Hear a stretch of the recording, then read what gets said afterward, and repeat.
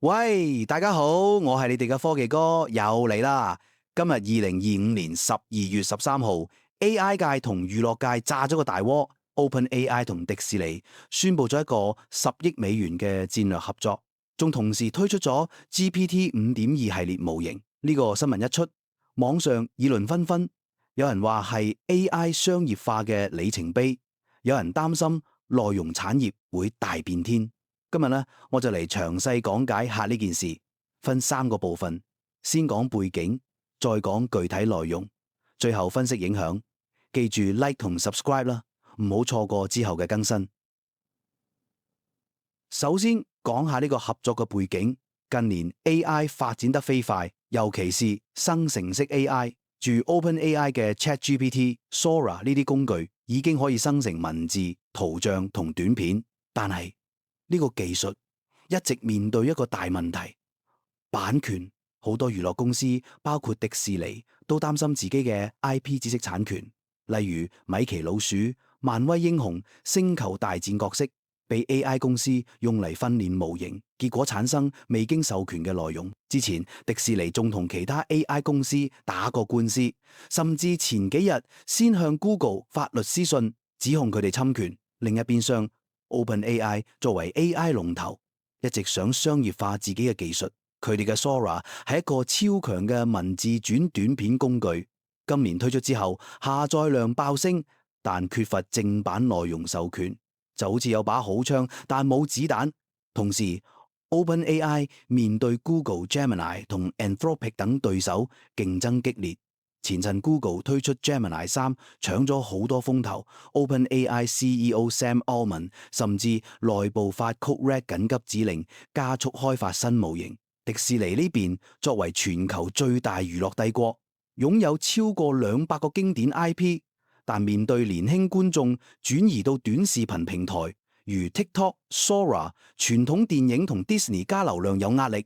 佢哋需要新方式吸引 Z 世代同 Alpha 世代粉絲，加上 AI 係未來趨勢。迪士尼 CEO Bob Iger 一直講要擁抱創新，但要負責任咁做。呢個背景下，兩大巨頭一拍即合。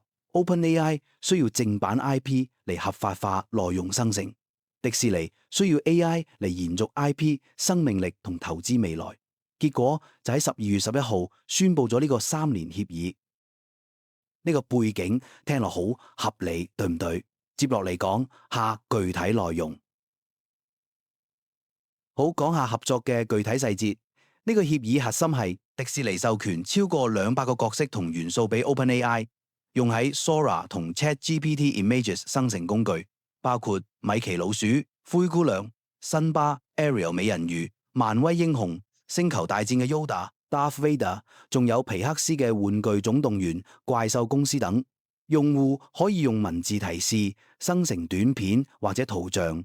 例如米奇老鼠喺香港街頭跳舞，或者鐵甲奇俠同蜘蛛俠打波，預計2026年初就可以玩到。但有守則，唔包括任何真人演員嘅肖像或者聲音，仲有嚴格 guardrails， 防止生成不適當或者有害內容，例如暴力、色情等。迪士尼會監督同進化呢啲規則。部分用戶生成嘅優質短片會被精選上載到 Disney+ 平台，變成官方內容。財務上，迪士尼投資10億美元入股 OpenAI， 成為重要股東，仲有認股權可以買更多股份。迪士尼同時成為 OpenAI 嘅主要企業客戶，用 ChatGPT 同 API 喺內部生產電影、開發新產品，甚至提升 Disney+ 體驗。同時間 ，OpenAI 推出咗 GPT 5.2系列模型，呢個係佢哋最強專業知識工作模型，分 Instant、Thinking 同 Pro 3個版本，比上一代 GPT 5.1強好多。尤其喺編碼、數學、金融建模、長文分析等領域，據 OpenAI 講，喺專業任務基準上打敗咗人類專家70%以上，例如金融建模。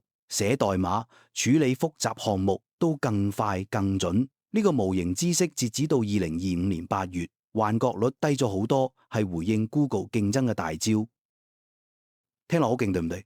但呢個合作唔止技術層面，影響好大。最後講下影響，呢個合作對內容產業同 AI 商業化影響深遠。首先，財務影響對 OpenAI 嚟講，10億美元現金注入超重要。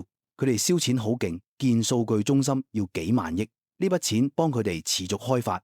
加上迪士尼 IP Sora 用戶會爆升，付費訂閱同 API 收入會大增。對迪士尼投資 OpenAI 係對沖未來 ，AI 係大趨勢。如果 OpenAI 估值再升，而家已經好高，迪士尼賺大錢。短期嚟講，迪士尼股價宣布後升咗2到3%，市場反應正面。長遠透過用戶生成內容 IP 變現新方式，例如粉絲短片大流量到 Disney 加，可能開拓新收入來源，但唔係全好。有人批評迪士尼賣 IP 換錢，覺得10億投資係負擔，因為 OpenAI 估值高，股權稀釋。仲有作家工會 WGA 話呢個合作像認可 AI 偷竊創作，可能影響迪士尼同創作者關係。商譽影響正面嚟講，呢個係好榜樣，顯示 AI 公司同內容巨頭可以合作，而唔係打官司。Sam Altman 話呢個證明 AI 尊重版權。Bob Iger 話係負責任創新，讓粉絲更親近角色，對年輕一代吸引佢哋用 Sora 生成內容，間接推廣迪士尼品牌，提升商譽。負面嚟講，好多好萊塢人擔心 AI 搶飯碗，生成內容太多會變 AI slop， 垃圾內容稀釋原創價值。迪士尼作為 IP 守護者突然開放，部分粉絲覺得神聖 IP 被玩壞，可能損害商譽。加上如果 guardrails 唔夠嚴，出現負面內容，迪士尼形象會受損。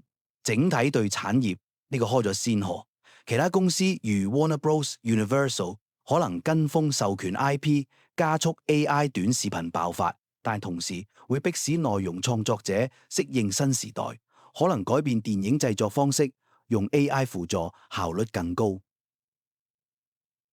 總結嚟講，呢個 OpenAI 同迪士尼合作係 AI 同娛樂融合嘅大步。GPT 5.2提升咗專業能力，合作又帶嚟新玩法，但影響雙面人，財務機會大，但商譽同產業變革要小心。你哋點睇？歡迎留言討論。如果中意呢集，記住 Like、Share 同訂閱。下集見，拜拜。